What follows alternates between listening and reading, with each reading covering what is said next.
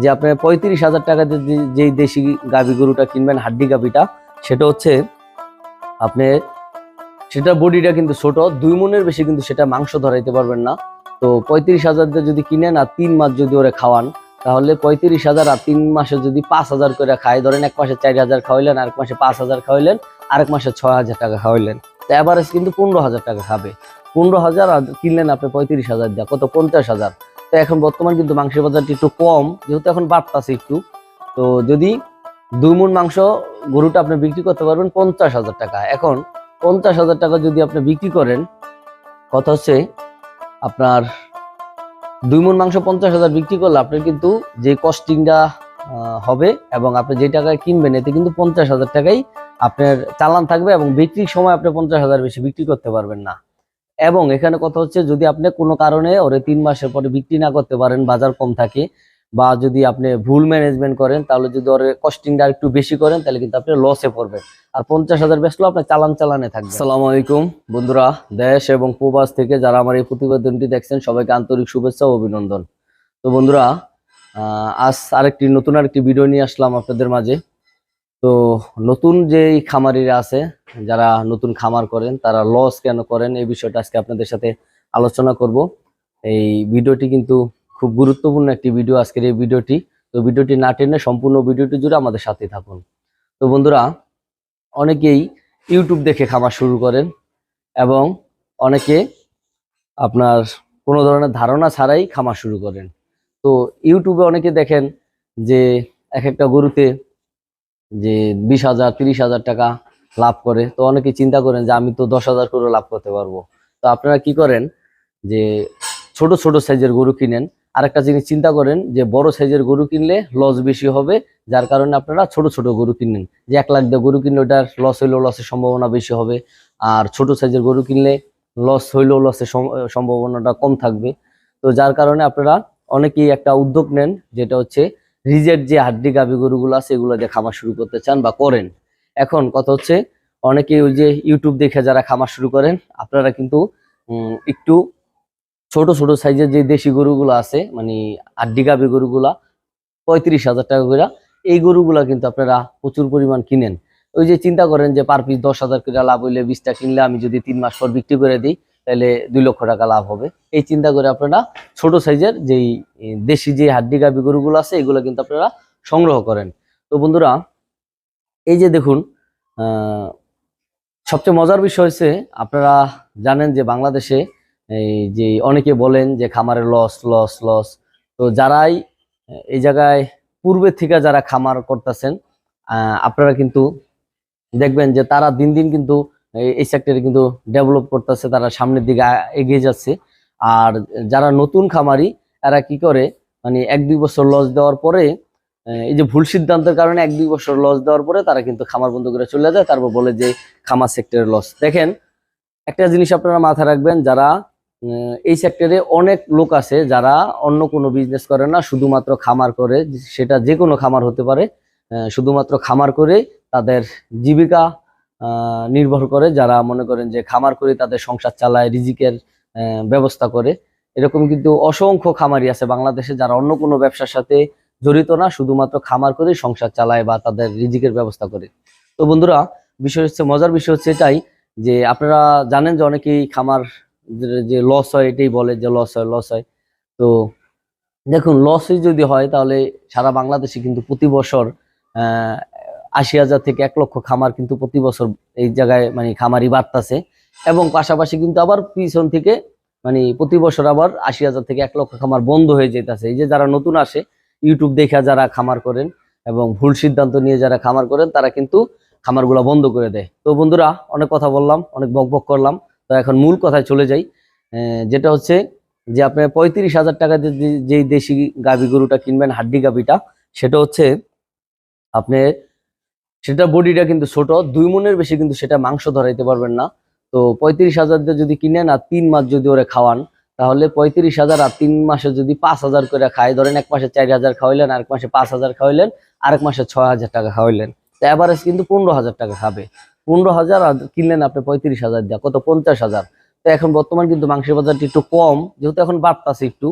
তো যদি 2 মণ মাংস গরুটা আপনি বিক্রি করতে পারবেন 50,000 টাকা। এখন 50,000 টাকা যদি আপনি বিক্রি করেন, কথা হচ্ছে আপনার 2 মণ মাংস 50,000 বিক্রি করলে আপনার কিন্তু যে কস্টিংটা হবে এবং আপনি যে টাকায় কিনবেন এতে কিন্তু 50,000 টাকাই আপনার চালান থাকবে এবং বিক্রির সময় আপনি 50,000 বেশি বিক্রি করতে পারবেন না।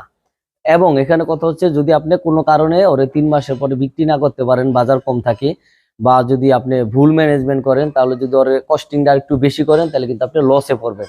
আর 50,000 বেচলেও আপনার চালানে থাকবেন। তো বন্ধুরা, যারা আপনার 70 থেকে 80,000 টাকার যে গাভী গরুগুলো আছে, যে ফ্রিজিয়ান, তারপর আপনার জার্সি, অস্টাল, এরকম যেই বড় ফ্রেমের যেই গাভী গরুগুলো আছে, দেখুন আপনি যদি এদিক দিয়া ওই যে ইউটিউবের কথা কেন বললাম, যে ইউটিউব দেখে যে আপনারা দেখেন যে গরু প্রতি 10,000 করে লাভ আসে, এটা দেখে কিন্তু আপনারা গরুর সংখ্যা বাড়াইতে চান। তো কখনো গরুর সংখ্যা বাড়ানোর চিন্তা করবেন না, আপনারা পুরো খামারটা ভর্তি করতে চান যে আমি একটু কম টাকায় 20টা গরু কিনবো, 20টা গরু কিনে আমি কিন্তু 10,000 করে 2 লাখ টাকা প্রফিট করবো 3 মাস পরে। তো এই যে আপনার এই চিন্তা থেকে বের হয়ে এসে আমি বলবো যে 20 পিস গরু না কিনে আপনারা 10 পিস কিনবেন। এরকম যে বড় সাইজের যে ফ্রেম গুলো আছে গাভী গরু, এগুলো তো ষাঁড় গরু, যে গাভী গরু ফ্রেম আছে এগুলো যদি আপনি 70 থেকে 80,000 দিয়ে গরু কিনেন, সেটার ভিতরে কিন্তু 5 থেকে 6 মণ কিন্তু আপনি মাংস ধরাইতে পারবেন। তো বন্ধুরা, ওইটা যদি আপনি 70,000 দিয়ে ক্রয় করেন আর 3 মাস যদি ওরা আপনি খাওয়া মানে খাবার ম্যানেজমেন্টের পিছনে যদি আপনি 30,000 টাকা খরচ করেন, তাহলে 70 আর 30 1 লাখ। আপনি ওই গরুটায় ইনশাল্লাহ প্রায় 5 মণ মাংস, 5 থেকে 6 মণ মাংস ধরাইতে পারবেন।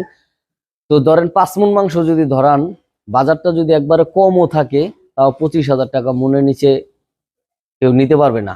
তো 25,000 টাকা মন যদি আপনি বিক্রি করেন, 5 মণে কিন্তু 5-25-এ 125, 1,25,000 টাকা বিক্রি আসবে। তো আপনি খরচ করলেন সেখানে 1 লক্ষ টাকা এবং বিক্রি করার সময় কিন্তু আপনি 1,25,000 টাকা বিক্রি করলেন। তো দেশি যেই এই ইগুলো আছে আপনার গাভী গরুগুলো আছে, যেগুলা ছোট ছোট ফ্রেম, এগুলো আপনি 20 পিস না লালন পালন করে আপনি যদি এই গাভী গরুগুলা যদি যে বড় ফ্রেমের যে গরুগুলো আছে এগুলো যদি আপনি 10 পিসও লালন পালন করেন, তারপরও আপনার এখান থেকে 2 থেকে 2.5 লক্ষ টাকা প্রফিট আসবে বন্ধুরা। তো আপনি ওদিক দিয়ে লস না করে যদি আপনি এটা করেন, আর যারাই এই যে নতুন খামার করতে চান, আপনারা যারা এই গাভী গরু দিয়ে শুরু করেন, এটা একটা ভালো উদ্যোগ, এটা আমরা স্বাগতম জানাই। আপনারা যে রিজেক্ট গাভী গরুগুলো আছে এগুলো দিয়ে খামার শুরু করতে পারেন। তবে কেউ কখনো দেশি যেই গাভী গরুগুলো আছে, অনেকেই দেখি হাট থেকে গাড়ি ভরা সংগ্রহ করে নিয়ে যায় 35,000 30,000 করে।